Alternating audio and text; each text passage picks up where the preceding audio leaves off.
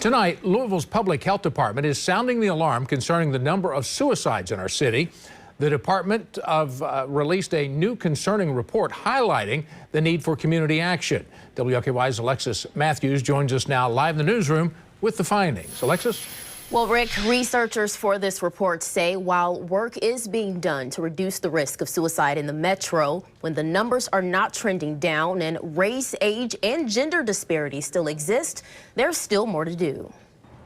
A new suicide fatality report analyzing cases in Louisville gives a broader scope of the sensitive but necessary topic. There is so much stigma that still exists in our society around the topic of mental health or suicide.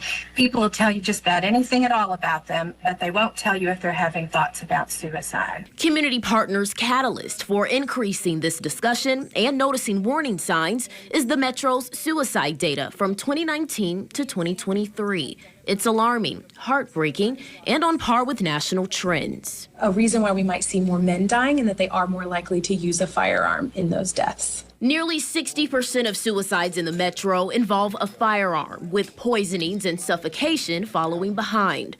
Lead researcher Laura Fry notes the report cannot speak to causality, but it does break down demographics over the 5-year span. Suicide occurs more often among white individuals and men ages 35 to 44. However, there was a 127% increase in black people dying by suicide from 2020 to 2022, and deaths among Hispanics doubled around that same time. And when it comes to jobs, construction, transportation, and production workers report the highest number of suicides. And the tragedy has a lasting impact, with 32% of cases happening in the presence of someone else. We know that it's important for us to tailor the ongoing trainings that we have and any future trainings with a culturally informed lens. How can we use language that relates to the communities, the populations that are disproportionately at risk? Other recommendations to reduce those risks here in Louisville: the 988 Crisis Lifeline, along with increased awareness of community resources, including education and support in the workplace. There's peer-led crisis intervention teams and free firearm locks. I'd love for people to take away that suicide is preventable.